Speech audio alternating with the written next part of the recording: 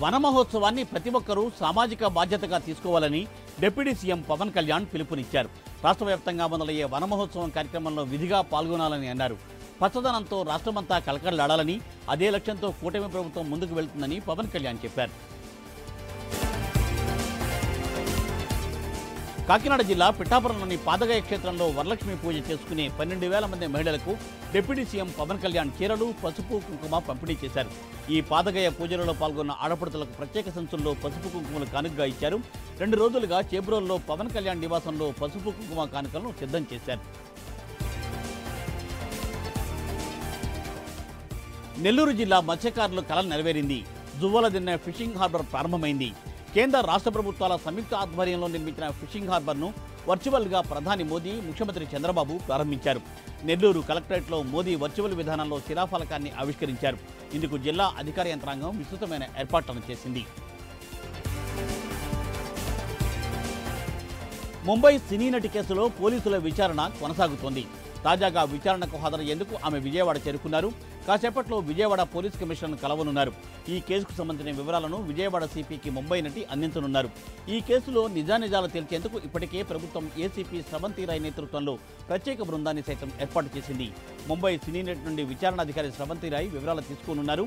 అదేవిధంగా కేసు నమోదు చేసిన ఫోర్జరీ కేసును విచారణాధికారి పరిశీలించనున్నారు. ఈ వ్యవహారంలో ఐపీఎస్ ప్రమేయంపై ఆరోపణలు రావడంతో ఇప్పటికే బాధితురాలతో విచారణాధికారి స్రవంతి రాయ్ మాట్లాడారు. ముంబై నటి జత్వానీ కేసులో సంచలన విషయాలు వెలుగులోకి వస్తున్నాయి. జత్వానీపై కేసు పెట్టిన కుక్కల విద్యాసాగర్పై అనేక కేసులు ఉన్నాయి. 2017లో విద్యాసాగర్ను హైదరాబాద్ పోలీసులు అరెస్ట్ చేశారు. 9.14 కోట్ల రూపాయల చీటింగ్ చేశాడని జింపెక్స్ అనే సంస్థ కేసు పెట్టింది. దీంతో విద్యాసాగర్ ముంబైకి పారిపోయారు. 2017లో ముంబైలో విద్యాసాగర్ను హైదరాబాద్ పోలీసులు అరెస్ట్ చేశారు. ఫోర్జరీ డాక్యుమెంట్స్తో కుక్కల విద్యాసాగర్ మోసాలకు పాల్పడినట్టు తెలియవస్తోంది. ఆ మోసాలతోనే విద్యాసాగర్ను హీరోయిన్ ఇష్యూలో వైసీపీ ముఖ్యమైన నేతలు వాడినట్టు తెలియవస్తోంది. ఆంధ్రప్రదేశ్ ప్రభుత్వం కీలక నిర్ణయం తీసుకుంది. రాష్ట్రంలో మున్సిపల్ కమిషనర్లను, అసిస్టెంట్ కమిషనర్లను బదిలీ చేస్తూ ఉత్తర్వులను జారీ చేసింది. ఇప్పటికే సమర్థవంతమైన పాలన సాగించేందుకు ప్రభుత్వం చాలా శాఖల్లో బదిలీలు చేపట్టింది. పలువురు ఐఏఎస్, ఐపీఎస్ అధికారులతో పాటు పలువురు ఉద్యోగులను సైతం బదిలీలు చేసింది. తాజాగా మున్సిపల్ శాఖలో బదిలీలు కూడా చేపట్టింది ప్రభుత్వం. శ్రీకాకుళం మున్సిపల్ కమిషనర్గా ప్రసాదరావు, కర్నూలు మున్సిపల్ కమిషనర్గా రవీంద్రబాబు, అనంతపురం మున్సిపల్ కమిషనర్గా నాగరాజును నియమించింది. మొత్తం 27 మంది మున్సిపల్ కమిషనర్లను ప్రభుత్వం బదిలీ చేసింది. కృష్ణా జిల్లా గుడివాడ నియోజకవర్గంలోని గుడ్లవల్లేరు ఇంజనీరింగ్ కాలేజీలో హిడెన్ కెమెరాల వ్యవహారం రాష్ట్రంలో పెను దుమారం రేపుతోంది. లేడీస్ హాస్టల్ బాత్రూంలో నిన్న సాయంత్రం హిడెన్ కెమెరాలను చూసిన బాలికలు కాలేజీ హాస్టల్ ప్రాంగణంలో పెద్ద ఎత్తున ఆందోళనకు దిగారు. హిడెన్ కెమెరాల ఘటన నిరసిస్తూ అర్ధరాత్రి నుండి విద్యార్థులు ఆందోళన కొనసాగిస్తున్నారు.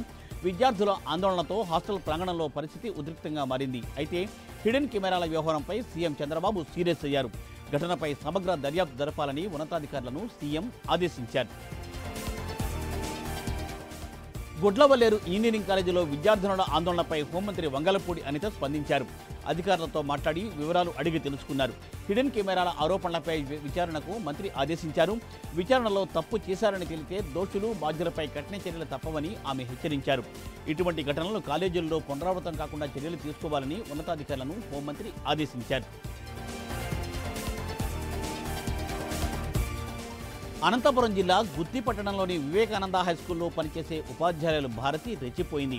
హోంవర్క్ చేయలేదన్న కారణంతో 1వ తరగతి చదువుతున్న 5 ఏళ్ల విద్యార్థి శివసాయిపై తన ప్రతాపం చూపించింది ఆమె. ఒంటిపై వాతలు వచ్చేలా స్కేల్తో చితకబాదింది. దీంతో శివసాయి ఒళ్లంతా వాతలు పడ్డాయి. అంతేకాదు ఇంటికెళ్లి పేరెంట్స్కి విషయం చెప్తే మళ్లీ కొడతానని చెప్పడంతో ఆ విద్యార్థి భయంతో వణికిపోయాడు. ఒళ్లంతా వాతలతో స్కూల్లోనే జ్వరం వచ్చింది. విషయం తెలుసుకున్న విద్యార్థి అవ్వ, తాతలు పాఠశాలకు వెళ్లి టీచర్ను ప్రశ్నించారు. టీచర్ సమాధానం చెప్పకపోవడంతో విద్యార్థి అవ్వ, తాతలు గుత్తి పోలీసులను ఆశ్రయించారు. బాధితుల ఫిర్యాదుతో పోలీసులు విచారణను చేపట్టారు.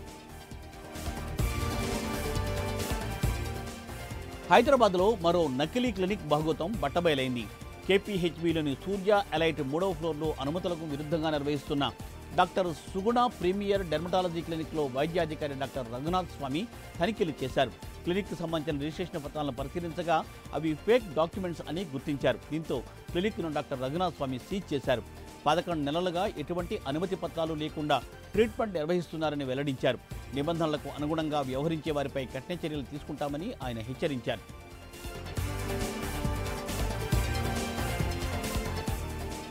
అల్లూరి జిల్లా రంపచోడవరం ఏజెన్సీలోని బోదులూరు ఆశ్రమ పాఠశాల హాస్టల్ సిబ్బంది భాగవతం వెలుగులోకి వచ్చింది.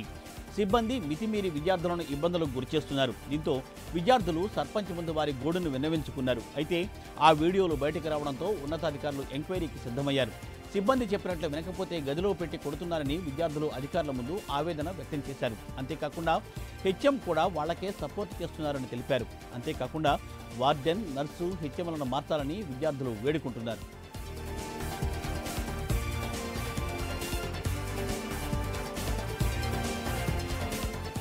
పిఠాపురంలో ఆడపడుచులకు డిప్యూటీ సీఎం పవన్ కళ్యాణ్ పసుపు, కుంకుమ, చీర కానుకలు ఇచ్చారని శాసనమండలి సభ్యులు హరిప్రసాద్ తెలిపారు.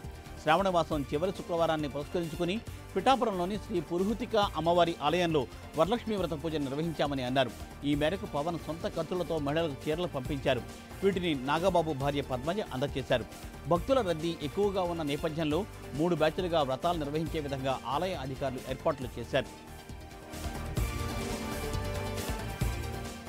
సెప్టెంబర్ 2 నుండి దేశవ్యాప్తంగా బీజేపీ సభ్యత్వ నమోదు కార్యక్రమం జరుగుతుందని ఏపీ బీజేపీ చీఫ్ పురంధరేశ్వరి తెలిపారు. ప్రతి 6 ఏళ్లకు ఒకసారి పార్టీ సభ్యత్వ కార్యక్రమం నమోదు జరుగుతుందని ఆమె వెల్లడించారు. సెప్టెంబర్ 2న సాయంత్రం 5 గంటలకు ప్రధాని నరేంద్ర మోదీ మొట్టమొదట సభ్యత్వం తీసుకోబోతున్నారని తెలిపారు. అనంతరం సెప్టెంబర్ 3 నుండి జిల్లా నాయకులు, కార్యకర్తలు సభ్యత్వం తీసుకుంటారని పురంధరేశ్వరి వెల్లడించారు. ఆయకట్టుకు చివరి ఎకరం వరకు ఇబ్బంది లేకుండా నీరు అందించేలా చర్యలు తీసుకోవాలని సీఎం ప్రతి సమీక్ష సమావేశంలో చెబుతున్నారని, అధికారులు నిర్లక్ష్యం వదిలి పనిచేయాలని మంత్రి నిమ్మల రామానాయుడు అన్నారు. ఎక్కడ లోపం కనిపించినా చర్యలు తీసుకుంటామని మంత్రి హెచ్చరించారు. విజయవాడలోని జలసౌధలో చింతలపూడి ఎత్తిపోతల, నాగార్జునసాగర్ కుడి ఎడమ కాలువల కింద ఆయకట్టు సాగు తదితర అంశాలపై మంత్రి అధికారులతో సమీక్ష సమావేశాన్ని నిర్వహించారు. సాగర్ ఎడమ కాలువ కింద జోన్ 3లో చెరువులు నింపి తాగునీరు అందించేందుకు చర్యలు తీసుకోవాలని అధికారులను మంత్రి ఆదేశించారు. ఈ సీజన్లో ప్రతి అధికారి కాలువ గట్టుపైనే ఉండి పనిచేయాలని అన్నారు.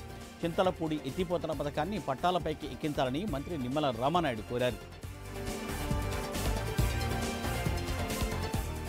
కృష్ణా జిల్లా అవనిగడ్డలోని ఆర్టీసీ డిపోలో 2 నూతన బస్సులను ఎమ్మెల్యే మండలి బుద్ధప్రసాద్ ప్రారంభించారు. ప్రత్యేక పూజలు చేసి బస్సులను ప్రారంభించారు ఆయన. అవనిగడ్డ ఆర్టీసీ డిపోకు 2 star line, 2 super luxury, 2 express బస్సులు వచ్చాయని ఆయన తెలిపారు. నూతన గ్రామీణ రూట్లలో కూడా బస్సు సేవలు అందిస్తామని ఆయన వెల్లడించారు. అంబేద్కర్ కోనసీమ జిల్లా అన్నాయిపేట గ్రామంలో ఏర్పాటు చేసిన వంగవీటి మోహనరంగ విగ్రహాన్ని వంగవీటి రాధ ఆవిష్కరించారు. ఎమ్మెల్సీ తోట త్రిమూర్తులు అధ్యక్షతన జరిగిన ఆవిష్కరణ సభలో మంత్రి వాసంశెట్టి సుభాష్, రాజ్యసభ సభ్యులు పిల్లి సుభాష్ చంద్రబోస్, అమలాపురం ఎంపీ గంటి హరీష్ మాధూర్ పాల్గొన్నారు. తన విజయంలో కీలక పాత్ర వహించిన రంగా అభిమానులకు మంత్రి వాసంశెట్టి కృతజ్ఞతలు తెలిపారు. వంగవీటి రంగా తన కుమారుడికి 100 కోట్లు ఇవ్వలేదు, కానీ కొన్ని వేల కోట్ల విలువ చేసే గౌరవం ఇచ్చారని అన్నారు. ఆ గౌరవాన్ని చిన్న మచ్చ కూడా లేకుండా నేడు రాధాకృష్ణ నిలబెట్టుకుంటున్నారని కొనియాడారు.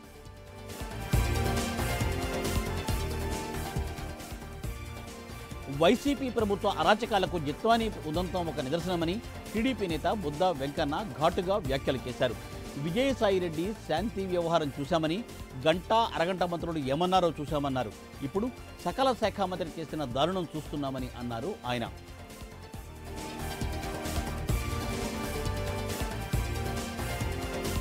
తాను పార్టీ మారుతున్నట్లు వస్తున్న వార్తలను ఖండించారు వైసీపీ ఎంపీ పిల్లి సుభాష్ చంద్రబోస్.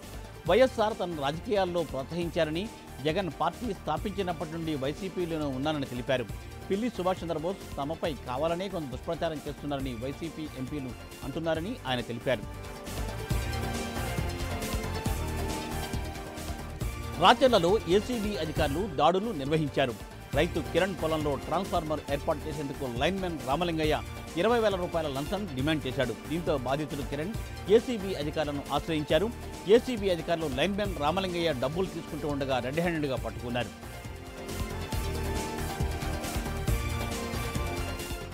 ఆంధ్రప్రదేశ్లో ఉద్యోగుల బదిలీలపై ఉన్న నిషేధాన్ని ప్రభుత్వం సడలించింది. ప్రభుత్వ సంక్షేమ పథకాల్లో ముఖ్యంగా పెన్షన్ల పంపిణీలో భాగంగా ఉన్న ఉద్యోగుల బదిలీల గడువును వచ్చే నెల 15వ తేదీ వరకు పొడిగిస్తూ ప్రభుత్వం ఉత్తర్వులను జారీ చేసింది. వాస్తవానికి ప్రభుత్వ నిర్ణయం ప్రకారం ఈ ఉద్యోగుల బదిలీల గడువు కూడా ఆగస్టు 31తో ముగియనుంది. దీంతో వీరి బదిలీలపై నిషేధం సెప్టెంబర్ 1 నుండి అమల్లోకి రావాల్సి ఉంది. దీన్ని ఇప్పుడు మరో 15 రోజుల పాటు ప్రభుత్వం పొడిగించింది. పశ్చిమ గోదావరి జిల్లా పాలకొల్లు రైల్వే స్టేషన్ సమీపంలో విషాదం చోటు చేసుకుంది. ఒక ప్రేమ జంట ఆత్మహత్యా యత్నానికి ప్రయత్నించగా ప్రియుడు మరణించాడు. భీమవరానికి చెందిన రాజేష్, గణపవరం మండలానికి చెందిన శ్రావణి కొంతకాలంగా ప్రేమించుకుంటున్నారు. అయితే వీరి వివాహానికి పెద్దలు ఒప్పుకోకపోవడంతో సూసైడ్ చేసుకున్నారు. అయితే రైలు వచ్చే సమయానికి యువతిని పక్కకి నెట్టి యువకుడు సూసైడ్ చేసుకున్నాడు. ఈ ప్రమాదంలో ప్రియురాలికి తీవ్రంగా గాయాలు కాగా ఆసుపత్రికి తరలించారు. ఈ ఘటనపై పోలీసులు కేసు నమోదు చేసుకుని దర్యాప్తు చేస్తున్నారు. పశ్చిమ గోదావరి జిల్లా పెనుమంట్ర మండలం బ్రాహ్మణ చెరువు శివారు కొండలమ్మ గుడి వద్ద ఎంపీపీ కర్రి వాసిరెడ్డికి పెను ప్రమాదం తప్పింది. తెల్లవారుజామున 3 గంటలకు పాలకొల్లు నుండి ఎస్ ఇల్లిందలపరు గ్రామంలోని తన ఇంటికి వెళ్తూ ఉండగా మార్గమధ్యంలో తన కారులో మంటలు చెలరేగాయి. ఒక్కసారిగా కారులో మంటలు వ్యాపించడంతో అప్రమత్తమైన ఎంపీపీ కారు దిగి ప్రాణాలను కాపాడుకున్నారు. దీంతో కారు పూర్తిగా దగ్ధమైంది. అయితే ఈ ప్రమాదంలో కారులో ఉన్న ఏటీఎం కార్డులు, 10,000 రూపాయల నగదు కాలిపోయినట్లు ఎంపీపీ కర్రి వాసిరెడ్డి తెలిపారు. అమరావతిలో నీరు చెట్టు పథకం కింద జరిగిన పనుల పెండింగ్ బిల్లుల చెల్లింపుపై సీఎం చంద్రబాబు ఆదేశాల మేరకు ఆయా శాఖల మంత్రులు సమావేశాన్ని నిర్వహించారు. నీరు చెట్టు బిల్లుల చెల్లింపులకు ప్రాధాన్యత ఇచ్చేలా చర్యలు తీసుకోవాలని సూచనలు చేశారు. ఈ సమావేశంలో ఆర్థిక శాఖ మంత్రి పయ్యావుల కేశవ్, జలవనరుల శాఖ మంత్రి నిమ్మల రామానాయుడు తదితరులు పాల్గొన్నారు. జిల్లాలో నీటి సంఘాల ఎన్నికల నిర్వహణకు అవసరమైన చర్యలు చేపట్టాలని కలెక్టర్ షాన్ మోహన్ సగిలి అధికారులను ఆదేశించారు. రాష్ట్ర ప్రభుత్వం నీటి సంఘాల ఎన్నికల నిర్వహణకు నిర్వహించిన నేపథ్యంలో కాకినాడ కలెక్టరేట్లో రెవెన్యూ, ఇరిగేషన్ అధికారులతో ఆయన సమావేశాన్ని నిర్వహించారు. జిల్లాలో గోదావరి, ఏలూరు, పంప, సుబ్బారెడ్డి సాగర్ ఆయకట్టు కింద ఇప్పటికే నీటి సంఘాలు ఉన్నాయని, దీనికి సంబంధించి ప్రాదేశిక నియోజకవర్గం వారీగా అడంగల్ అనుసరించి రైతుల వివరాలు సిద్ధం చేయాలని కలెక్టర్ తెలిపారు. అలాగే తూర్పు ఆయకట్టు కింద నీటి సంఘాల ఎన్నికల నిర్వహణకు అవసరమైన ప్రాదేశిక నియోజకవర్గం పరిధి నిర్ణయించేందుకు గాను ఇరిగేషన్, రెవెన్యూ అధికారులు తగు చర్యలు చేపట్టాలని జిల్లా కలెక్టర్ సూచించారు. విజయనగరం జిల్లా బేతనాపల్లిలో సోషల్ ఫారెస్ట్ ఆధ్వర్యంలో నూతనంగా నిర్మించిన పార్కులో వనమహోత్సవం కార్యక్రమాన్ని నిర్వహించారు. ఈ కార్యక్రమంలో ముఖ్య అతిథిగా మంత్రి కొండపల్లి శ్రీనివాస్, ఎమ్మెల్యే లోకం మాధవి పాల్గొన్నారు. ఈ సందర్భంగా లోకం మాధవి మాట్లాడుతూ రాష్ట్రంలో 29% ఉన్న హరితహారాన్ని 50% పెంచే దిశగా ఈ కార్యక్రమాన్ని చేపట్టామని అన్నారు. ప్రతి ఒక్కరూ చెట్లను నాటి పర్యావరణ పరిరక్షణకు పాటుపడాలని ఆమె పిలుపునిచ్చారు. కాకినాడ జిల్లా కిర్లంపూడి మండలం కృష్ణవరం టోల్ ప్లాజా వద్ద జగంపేట పోలీసులు 84.660 కేజీల గంజాయిని పట్టుకున్నారు. ముందస్తు సమాచారం మేరకు వైజాగ్ నుండి కర్ణాటక వెళుతున్న ఆయిల్ ట్యాంకర్ను తనిఖీ చేయగా డ్రైవర్ క్యాబిన్లో ఈ గంజాయిని గుర్తించి స్వాధీనం చేసుకున్నట్లు పెద్దాపురం డీఎస్పీ లలితా కుమారి తెలియజేశారు. నల్గొండ జిల్లా గుండ్రంపల్లిలోని శ్రీపతి ఫార్మా ల్యాబ్లో అగ్ని ప్రమాదం సంభవించింది. ల్యాబ్లోని ఒక బ్లాక్లో గ్యాస్ లీక్ కావడంతో దట్టంగా పొగలు అలుముకున్నాయి. వెంటనే ల్యాబ్లో ఉన్న సిబ్బంది అప్రమత్తమై బయటకు పరుగులు తీయడంతో పెను ప్రమాదం తప్పింది. ఘటనాస్థలికి చేరుకున్న ఫైర్ సిబ్బంది మంటలను అదుపు చేస్తున్నారు. దట్టంగా పొగలు అలుముకోవడంతో చుట్టుపక్కల స్థానికులు భయాందోళనకు గురయ్యారు.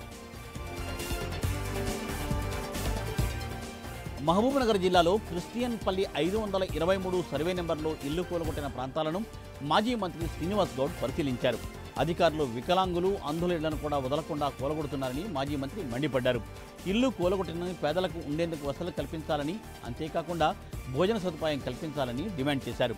కాంగ్రెస్ ప్రభుత్వం బాధితులను పట్టించుకోకపోతే తాము అధికారంలోకి వచ్చిన వెంటనే కూలగొట్టిన చోటే ఇళ్లు నిర్మించి ఇస్తామని హామీ ఇచ్చారు. అంతేకాకుండా కలెక్టర్ దీనిపై స్పందించి వెంటనే చర్యలు తీసుకోవాలని మాజీ మంత్రి శ్రీనివాస్ గౌడ్ డిమాండ్ చేశారు.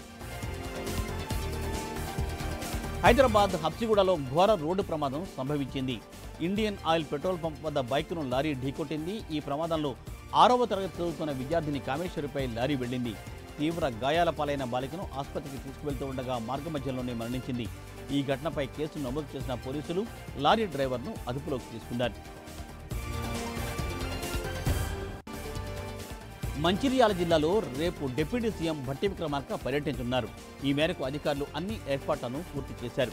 పర్యటనలో భాగంగా చెన్నూరు నియోజకవర్గంలోని చెన్నూరు, జైపూర్ మండలాలలో సింగరేణి సంస్థకు సంబంధించిన పలు కార్యక్రమాలలో ఆయన పాల్గొనున్నారు. ఇక శివలింగాపురంలో నూతనంగా నిర్మించిన 11 మెగావాట్ల సోలార్ విద్యుత్ కేంద్రాన్ని కూడా డిప్యూటీ సీఎం ప్రారంభిస్తారు.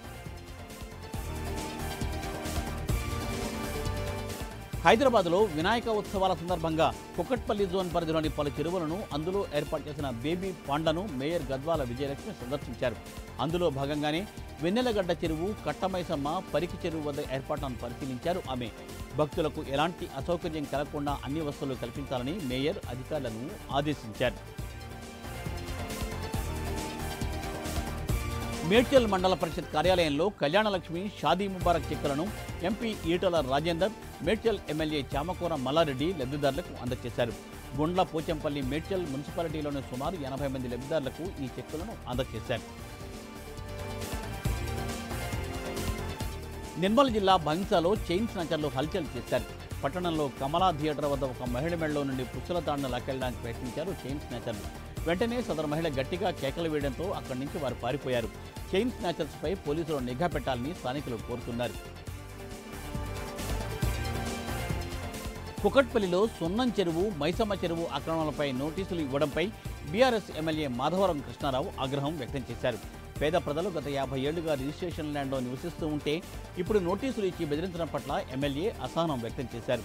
చెరువుల ఆక్రమణపైన బడాబాబులపై చర్యలు తీసుకోవాలని, ఇటువంటి పేద ప్రజలపై కాదని అన్నారు. పేద ప్రజలకు ఇబ్బంది కలిగిస్తే సహించేది లేదని ఎమ్మెల్యే హెచ్చరించారు. పేద ప్రజలకు తాను అండగా ఉంటానని ఎమ్మెల్యే మాధవరం కృష్ణారావు హామీ ఇచ్చారు.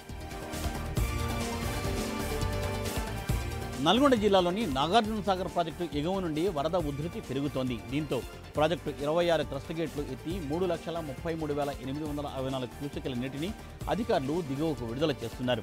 ప్రాజెక్టు పూర్తిస్థాయి నీటి మట్టం 590 అడుగులు కాగా ప్రస్తుత నీటి మట్టం 590 అడుగులుగా ఉంది. పూర్తిస్థాయి నీటి మట్టం నిల్వ సామర్థ్యం 312.50 టీఎంసీలు కాగా ప్రస్తుత నీటి నిల్వ సామర్థ్యం 311.14 టీఎంసీలుగా ఉంది. ఇన్ఫ్లో 3,45,795 క్యూసెక్కులు కాగా అవుట్ఫ్లో 3,45,795 క్యూసెక్కులుగా ఉంది. కడప జిల్లా పులివెందులలో భారీగా కర్ణాటక మద్యం పట్టుబడింది. ఐషర్ వాహనంలో భారీగా మద్యాన్ని తరలిస్తూ ఉండగా డీఎస్పీ మురళీనాయక్ ఆధ్వర్యంలో పోలీసులు మద్యాన్ని పట్టుకున్నారు. పెయింట్ సామాగ్రి చట్టిన కర్ణాటక మద్యాన్ని ఆంధ్రప్రదేశ్లో విక్రయిస్తున్నట్టు సమాచారం. ఐషర్ వాహనం డ్రైవర్ను అదుపులోకి తీసుకుని పోలీసులు విచారిస్తున్నారు. చైనాలోని చెంగ్లు నగరంలో ఆకాశంలో అకస్మాత్తుగా 7 సూర్యులు కనిపించారు. ఆ వీడియోలు సోషల్ మీడియాలో ఇప్పుడు హల్చల్ చేస్తున్నాయి. సైన్స్ భాషలో దీన్ని ఆప్టికల్ ఇల్యూషన్ కూడా అని అంటారు.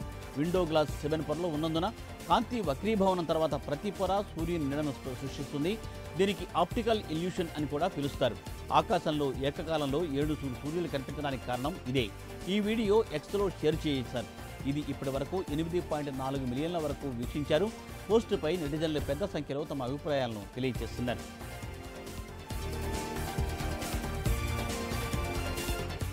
బంగాళాఖాతంలో ఏర్పడిన అల్పపీడనం ఈరోజు ఒడిశా, ఉత్తరాంధ్రకు దగ్గరగా రానుంది. 31 నాటికి వాయుగుండంగా మారనుందని, దానికి అనుకూలంగా నైరుతి రుతుపవనాలు చల్లగా ఉన్నాయని ఐఎండీ వెల్లడించింది. దీనివల్ల తెలుగు రాష్ట్రాల్లో వారం రోజుల పాటు అక్కడక్కడ తేలికపాటి నుండి ఒక మోస్తరు వర్షాలు కురిసే అవకాశం ఉంది.